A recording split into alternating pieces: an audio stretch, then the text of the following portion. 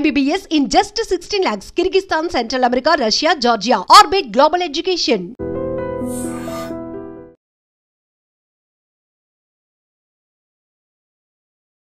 Welcome to I dream media.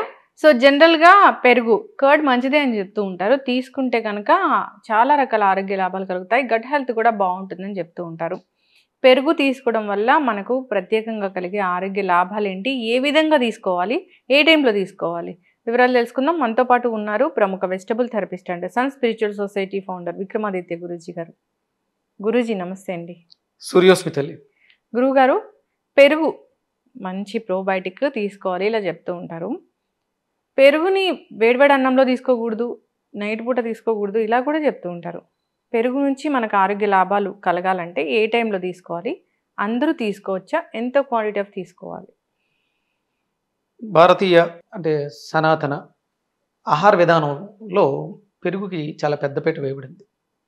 పెరుగుతో ఆహారం అంటే చివరిలో పెరుగన్నం తినకపోతే ఆ తిన్న ఆహారానికి పరిపూర్ణత ఉండదు.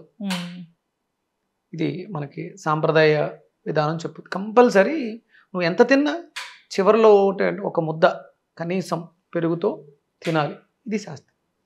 లేదు పెరుగన్నం అలవాటు లేదు అంటే సరిపోయింది, అన్ని రకాలు బాగున్నాయి తినేసి అయిపోయిన తర్వాత ఒక గ్లాసుడు పలచటి మజ్జిగ తాగడం అయినా సరే సాంప్రదాయం. అంటే మనం ఆహారం తినేటప్పుడు నీళ్లు తాగకూడదు. తినేటప్పుడు నీళ్లు విషంగా పరిణామం చెందుతాయి. భోజనాంతే విషం వారి అంటారు. భోజనం చివరిలో మంచినీళ్ళు తాగినా భోజనం మధ్యలో అది కొంచెం కొంచెం ఏదో నోట్లో పచనం అవడం కోసం నీళ్లు తీసుకోవాలి తప్ప మంచినీళ్ళు తాగకూడదు. భోజనం అంతే విషం వారి మంచినీళ్ళు తీసుకోవడం. కానీ మజ్జిగ తీసుకోవడం అనేది అరుగుదలను మెరుగుపరచడానికి చాలా అద్భుతంగా ఉంటుంది. ఎందుకంటే ఆ పెరుగులో ఏమున్నాయి, మంచి గుడ్ బ్యాక్టీరియా. అలాగే పెరుగు మనం సహజ సిద్ధంగా వచ్చినటువంటి పెరుగులో వెన్న ఉంటుంది, అది అరుగుదల చిక్చక్తిని వెలిగించటానికి ఉపయోగపడే ఔషధం అవుతుంది. అది సమురు కదా, ఫ్యాట్స్ ఉన్నాయి అందులో. పెరుగులో ఫ్యాట్స్ కూడా ఉన్నాయిగా. మనకు కావాల్సిన ప్రోటీన్ ఎంత ఉండాలో అంత ప్రోటీన్ ఉంది, ప్రోబయాటిక్ ఉంది, మంచి గుడ్ బ్యాక్టీరియా ఉంది, అలాగే కాల్షియం ఉంది, ఫ్యాట్స్ కూడా ఉన్నాయి. అన్ని రకాలు కలగలిపినటువంటి అద్భుతమైనటువంటి పానీయం. అది మనకి దాహార్తిని తీరుస్తుంది, జీర్ణశక్తిని మెరుగుపరుస్తుంది. అంత అద్భుతమైనటువంటి శక్తికరమైనటువంటి పదార్థం. కాకపోతే ఇప్పుడు మనం ప్యాకెట్ మిల్క్స్, కెమికల్ మిల్క్స్ ఇవన్నీ వచ్చేసి చాలా ఇబ్బంది పడిపోతాం. అలాగే ఈ గేదెలు మనకు పూర్వం అంతా కూడా ఆవు పెరుగు, ఆవు మజ్జిగ ఇవి చాలా ఆరోగ్యకరమైన అద్భుతమైనటువంటి ఏదో. అంటే మనం ఇవన్నీ మాట్లాడతాం ఏంటి, అందులో ప్రోటీన్ ఎంత ఉంది, ఫ్యాట్స్ ఎంత ఉన్నాయి, కార్బోహైడ్రేట్ ఇవి మాట్లాడతాం. కానీ అందులో మనకి కనపడని సూక్ష్మ శక్తులు ఉన్నాయి, కాస్మిక్ ఎనర్జీస్ ఉన్నాయి. అంత అద్భుతమైనటువంటి పదార్థం అది. ఎందుకంటే ప్రకృతిలో సూర్యుడి నుంచి వెలువడుతున్నటువంటి ఒక అత్యద్భుతమైనటువంటి కిరణాన్ని కేవలం గోవు మాత్రమే స్వీకరిస్తుంది. గోవు మాత్రమే స్వీకరిస్తుంది. ఆ స్వీకరించినటువంటి శక్తిని పాల ద్వారా మనకు అందిస్తూ ఉంటుంది. అంటే చాలామంది చెప్తుంటారు ఇది అంటే ఏ యానిమల్ మిల్క్ ఆ యానిమల్ పిల్లలకు మాత్రమే. మీరు అన్నది కరెక్టే, పిల్లి తన పిల్లల కోసమే పాలిస్తుంది. అలాగే ఇంకా ఈ సరీసృపాల్లో చాలా రకాల జీవులన్నీ కూడా వాటిలో కానీ గోవు తన పిల్లతో పాటు తనని పోషిస్తున్నటువంటి యజమానికి కూడా ఆరోగ్యాన్ని చేకూర్చాలనే సంకల్పంతో ఉంటుంది. అందుకని దానికి గోమాత అంత విలువైంది. అది చాలా ఔషధమైనటువంటి విలువలు పాలలో ఉన్నాయి. ఆ పాలని మనం తోడు పెట్టడం ద్వారా అత్యద్భుతమైనటువంటి రుచికరమైనటువంటి శక్తివంతమైనటువంటి పదార్థంగా తయారవుతుంది పెరుగు.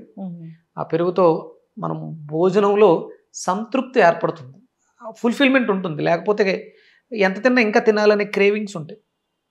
దానిని తగ్గించగలిగిన శక్తి అంటే ఎసిడిక్ నేచర్లో ఉన్నటువంటి శరీరాన్ని ఆల్కలైన్గా మార్చడానికి పెరుగు అత్యద్భుతంగా దోహదం చేస్తుంది, పలచగా చిలకడం వల్ల. ఓకే, అయితే మజ్జిగ తీసుకుంటేనే మంచిదా? మజ్జిగ తీసుకోవాలమ్మా. అంటే అన్నంలో పెరిగేస్తాం, కొన్ని నీళ్లు పోసుకుంటాం, దాంతోపాటు మనం లవణం, సైంధవ లవణం, కల్లుప్పు ఇలాంటివి వేసుకుంటాం. అంటే పూర్వం ఇంకా ఉండేవి, ఆయుష్ వృద్ధి చేసుకోవడం కోసం చిటికెడు సొంటి పొడి వేసుకుని భోజనం చేయడం. ఎందుకంటే ఇప్పుడు మనకి ఈ వర్షాకాలంలో పెరుగన్నం తింటే జలుబు చేస్తుందని భయం ఉంటుంది. చిటికెడు అలా చేత్తో, అంటే మన భోజనం దగ్గర ఇవన్నీ ఒక కప్తో ఉండేవి పూర్వం. సైంధవ లవణం, ఉప్పు, అంటే ఒక్కొక్కళ్ళ అభిరుచి ప్రకారం మిరియాల పొడి, సొంటి పొడి ఇవన్నీ ఉండేవి. అవి వేసుకోవడం వల్ల పెరుగులో అంటే కొన్ని దోషాలు వస్తూ ఉంటాయి. మీరు గమనించారో లేదో, ప్రతికూల శక్తులు ఉన్న చోట, నెగిటివ్ నకారాత్మక శక్తులు ఉన్న చోట పెరుగు త్వరగా పాడైపోతుంది. పాలు తోడు పెడితే తోడుకో, గట్టి పడదు పెరుగు. అంటే ప్రకృతిలో ఉండేటువంటి కాస్మిక్ ఎనర్జీని కూడా అది రిసీవ్ చేసుకుంటుంది. మీరు గమనించలేదు, బ్యాడ్ స్మెల్ వస్తూ ఉంటుంది పెరుగు తోడు పెట్టిన నెక్స్ట్ డే. సరిగా తోడుకోదు, నీళ్ళగా పైకి తిట్టులా తేలుతుంది. ఏదైనా గాలి వచ్చిందేమో, అంటే నెగిటివ్ గాలి మీన్స్ నెగిటివ్ ఎనర్జీ ఉందేమో, మైలు గాలి తగిలిన పెరుగు పాడైపోతుంది. అంత శక్తివంతమైనటువంటి పదార్థం పెరుగు. మనిషి యొక్క ఆయుర్దాయాన్ని పెంచేటువంటి పెరుగు. ఇదే పెరుగు ఎలా అయితే ఆయుర్దాయాన్ని ఇంప్రూవ్ చేస్తుందో, అదే పెరుగు సూర్యాస్తమైన తర్వాత తీసుకుంటే ఆయు క్షీణాన్ని కూడా చేస్తుంది. ఆయుష్ తగ్గిపోతుందమ్మా. సాయంత్రం సూర్యాస్తమైన తర్వాత పెరుగు తీసుకోవడం అనేది నీకు ఇవ్వబడినటువంటి భగవంతుడు నీకు ఇవ్వబడినటువంటి ఆయుర్దాయంలో నువ్వు తగ్గించుకుంటూ వస్తున్నట్టే. అంటే సందర్భానుసారం ఇదే ఔషధం, ఇదే విషంగా కూడా పరిణామం చెందుతూ ఉంటుంది. మజ్జిగ ఎప్పుడైనా తీసుకోవచ్చు, ఏ కాలమైనా. సీజన్లో ఏ కాలంలో అయినా సరే మజ్జిగ తీసుకోవచ్చు. కానీ ఇది ఉదయం మాత్రమే, సూర్యోదయం మాత్రమే. సూర్యోదయం తర్వాత పెరుగు నిషిద్ధం. పెరుగు కానీ మజ్జిగ కానీ పాలకు సంబంధించిన, అంటే తోడు పెట్టినట్టు ప్రోబయాటిక్గా మారినవి ఏవి కూడదు. సూర్యాస్తమయం తర్వాత నిద్రించడానికి ముందు మిరియాలు కలిపినటువంటి పాలు శ్రేయోదాయకం. మరి అంటే ఇప్పుడు బాగా ఎవరికైనా షుగర్ ఉంటే కూడా పెరుగులో మెంతులు నానబెట్టుకొని తీసుకోవాలంటారు. అంటే పెరుగు మంచిదే, రుచికరంగా ఉంటుంది. మెంతులు చేదుగా ఉంటాయి. షుగర్ ఎక్కువ ఉన్న వాళ్ళు, అంటే మెంతులు చేదుగా ఉంటాయి కాబట్టి షుగర్ తగ్గుతుంది అని అనుకుంటూ ఉంటారు. అంటే అది కొంతమందికి మాత్రమే అది పనిచేస్తుంది. చాలా సంవత్సరాలుగా చాలామంది నీళ్ళల్లో నానబెట్టిన మెంతులు కూడా తీసుకుంటున్నారు. అంత గుణవర్ధకంగా పనిచేస్తుంటే ఇప్పుడు ఇంకా రకరకాలు ఏంటి అని ఆలోచించాం. ఒక దానితో పరిష్కారం లభించేస్తుంది అన్నప్పుడు ఇంకో దాని గురించి మనం ఆలోచించాం.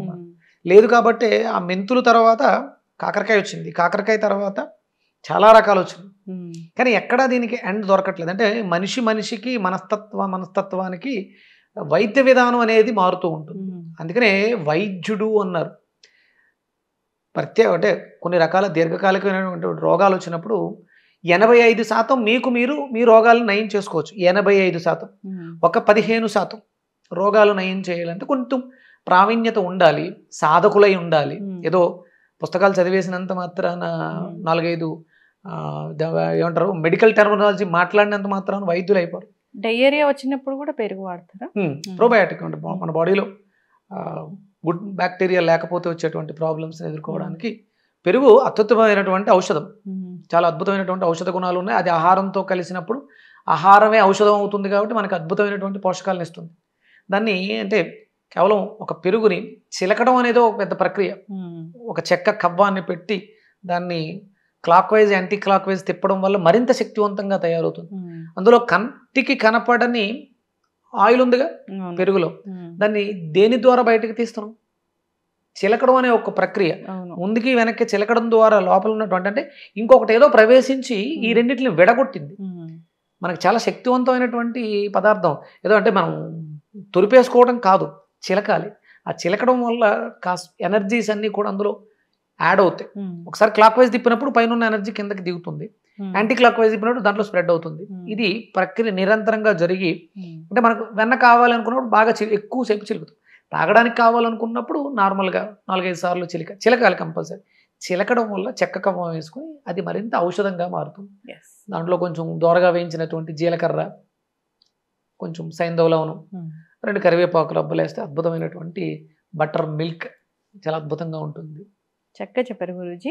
పెరుగు తీసుకోవచ్చు, తీసుకుంటే ఆరోగ్య లాభాలు కలుగుతాయి. కానీ ఉదయం పూట మాత్రమే పెరుగు తీసుకోవాలి, ఈవినింగ్ టైంలో పెరుగు తీసుకోకూడదు అనేది వేదంలో శాస్త్రం చెప్. సాయంత్రం పూట పెరుగు తీసుకోకూడదు అనేది శాస్త్రంలో చెప్పబడింది. సో ఆ విధంగా అందరూ ఫాలో అవ్వాలని కోరుకున్నాం.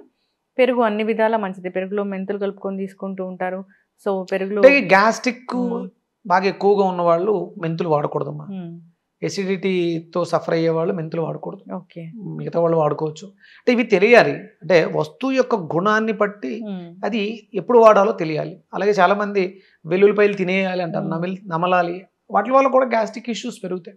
వెల్లుల్లిపాయ మంచిదే, ఎంతవరకు మంచిది, దేనికి మంచిది, ఔషధానికి గుణగణాలు ఉంటాయి, వాటిని అనుసరించాలి. అది కొంత ప్రావీణ్యత కలిగిన వాళ్ళు ఔషధాలుగా తీసుకోవాలి. అందుకనే మనకి కూరల్లో పెట్టుకుంటాం, దానికి ఏమి పెద్ద ఇబ్బంది ఉండదు. పసుపు వాడడం మంచిదే, ఎంత మంచిది అనేది కూరల్లో వేసుకోవడం వరకు మంచిది.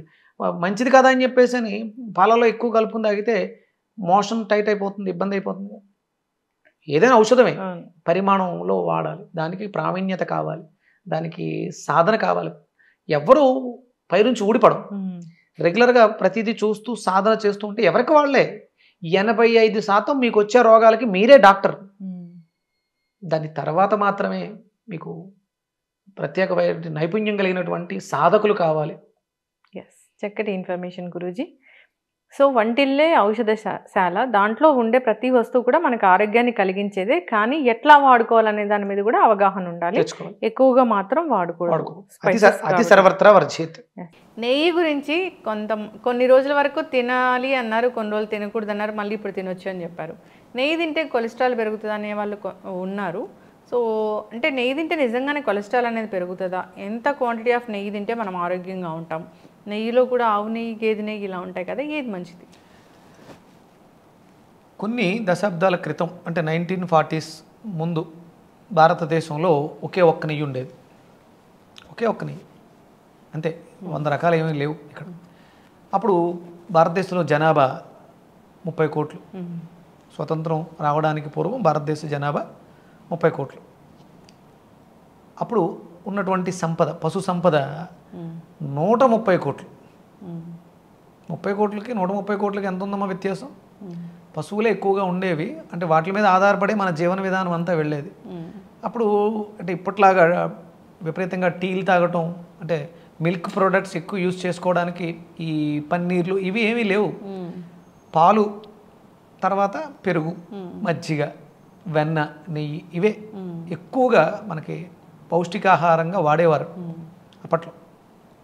ఒకటే ఒక నెయ్యి, అద్భుతమైనటువంటి శక్తివంతమైనటువంటి నెయ్యి. మరి ఆయుర్వేద గ్రంథాలు ఉన్నాయి మనకి, వేదంలో కూడా ఒక అద్భుతమైనటువంటి ప్రమాణ వాక్యం ఉంటుంది, ఘృతం వృద్ధయేతు బుద్ధి. అంటే మంత్రం ముందు వెనక చాలా ఉన్నా మనకు ప్రత్యేకంగా అందులో మధ్యలో తెలిసేది ఏంటంటే ఘృతం తీసుకుంటే బుద్ధి వికసిస్తుంది, జ్ఞానం వస్తుంది అనేది ఉంది. అందుకని వీళ్ళు వెస్ట్రన్స్ ఏం చేశారంటే వచ్చిన తర్వాత అప్పటి వరకు విరివిగా వాడుతున్నటువంటి ఘృతాన్ని ఆపించేశారు. బుద్ధి వికసిస్తే నీకు జ్ఞానం ఉందమ్మా, బానిసత్వం కింద నా కింద పనిచేయుగా, తిరుగుబాటు వస్తుంది. తిరుగుబాటు వచ్చింది. మనం మన మీద ఎంత ఒత్తిడి తీసుకొద్దాం అనుకున్నా మనం తిరుగుబాటు చేసి వాళ్ళని తరిమేశాం. మేము బానిసలం కాదు, స్వాతంత్రం కోసం పోరాటం. దీనికి ప్రధానమైనటువంటి కారణం ఏంటి అంటే మన దగ్గర ఉన్నటువంటి పశు సంపద, దాన్ని వాళ్ళు తస్కరించడానికి, ఎత్తుకెళ్ళిపోవడానికి ఎన్నో రకాల పన్నాగాలు పండారు. అవన్నీ పక్కన పెడితే వాళ్ళని మనం తరిమేశాం. అయినా సరే వాళ్ళు పెట్టినటువంటి ఆ ఏదైతే చెడు మాటలు ఉన్నాయో మన బుర్రలో ఇంకా నడిపిస్తూ మనల్ని ఇప్పటి వరకు కూడా బానిసలుగా. మళ్ళీ ఇప్పుడిప్పుడే యూట్యూబ్ వచ్చిన తర్వాత చాలామంది బయటకు వచ్చి ఏది మంచిది ఏది చెడ్డది అని చెప్పడం ద్వారా దాంట్లోంచి బయటకు వచ్చి తెలుసుకోవడానికి ప్రయత్నం చేస్తాం. తాతయ్యలు అమ్మమ్మలు వాళ్ళు విపరీతంగా నెయ్యి వాడేవారు. అన్నం వడ్డించారు అంటే కంపల్సరీ నెయ్యి. అసలు నెయ్యి పరిసేచనం కాకుండా తినకూడదు అని శాస్త్రం చెప్తుంది. ఎంతో కొంత మీరు నెయ్యితో తడిపినటువంటి ఆహారాన్ని స్వాహాకారం చెప్తూ లోపలికి స్వీకరించాలి. అది చాలా ఆరోగ్యదాయకం, మన అరుగుదలను మెరుగుపరుస్తుంది. మనకు కొన్ని మంత్రాలు ఉంటాయమ్మా. మూలాగ్నియే స్వాహ అని ఒక స్పూన్ నెయ్యిని నోట్లో వేసుకుంటాం. చిదాగ్నియే స్వాహ అని ఒక స్పూన్ నోట్లో వేసుకుంటాం. జఠరాగ్నియే స్వాహ అంటే మనకి మూలాగ్ని, మనల్ని నడిపించేటువంటి అగ్ని ప్రజ్వలించడానికి భోజనానికి ముందు ఒక స్పూన్ నెయ్యి నోట్లో వేసుకోవాలి. అలాగే చిదాగ్ని, ఆలోచన శక్తి బాగుండాలి, చిదాగ్నియే స్వాహ ఒక స్పూన్. జఠరాగ్నియే స్వాహ, మన శరీరంలో జఠరాగ్ని ప్రజ్వలించాలంటే కావాల్సింది ఏంటి? ఆవుని, స్వచ్ఛమైనటువంటి ఆవుని వేస్తే అగ్ని ప్రదీపనం బాగుండి అరుగుదల మెరుగుపడుతుంది. ఇప్పుడు ఇవి లేవు, డైరెక్ట్ అన్నం వేసేస్తున్నాం, గ్యాస్ట్రిక్ అరుగుదల లేక ఇబ్బంది పడుతుంది. అందుకని అంటే 3 స్పూన్ల వరకు మీకు ఇక్కడ కొలమానం వచ్చేసింది. 3 స్పూన్ల వరకు మనం 3 తినొచ్చు స్పూన్స్ హ్యాపీగా. అంటే మన వంటకాలన్నీ కూడా చాలా నెయ్యితోనే ఉంటాయి. ఇప్పుడు సున్నుండలు దేంతో చేస్తారు? నెయ్యితోటే చేస్తారు కంపల్సరీ. సున్నుండ అద్భుతమైనటువంటి పౌష్టికాహారం. ఇలా మనం ప్రతిరోజులోనూ రకరకాలుగా కనీసం ఒక 3 నుంచి 5 స్పూన్ల వరకు గీని, అంటే 50 గ్రామ్స్ వరకు తీసుకోవచ్చు.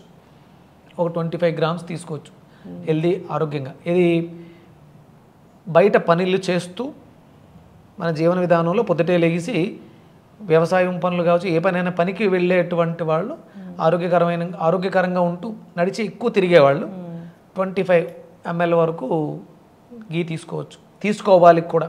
ఇక కూర్చుని, అంటే ఇప్పుడు ఏసీ రూమ్స్లో కూర్చుని శారీరక శ్రమ లేని వాళ్ళు కొంచెం తక్కువగా తీసుకోవాలి. అది అన్నంలో కంపల్సరీ తీసుకోవాలి.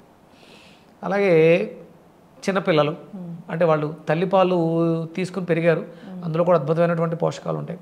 కంపల్సరీ చిన్నపిల్లలకి ఉత్తి అన్నంలో అప్పుడే అన్నం తినిపించడం మొదలుపెట్టి ఉంటారు కదా, ఒక స్పూన్ నెయ్యి వేసి, ఆవు నెయ్యి వేసి కొంచెం ఉప్పు వేసి పెడతారు అంతే. ఉప్పు నెయ్యి ఇంకేం అక్కర్లే, సరిపోతుంది. వాళ్ళకి చాలా అద్భుతమైనటువంటి ఆరోగ్యాన్ని ఇస్తుంది. ఫాలో అవ్వాలని కోరుకున్నామండి. చాలా చక్కటి ఇన్ఫర్మేషన్. ధన్యవాదాలు. సూర్యోస్మితల్లి.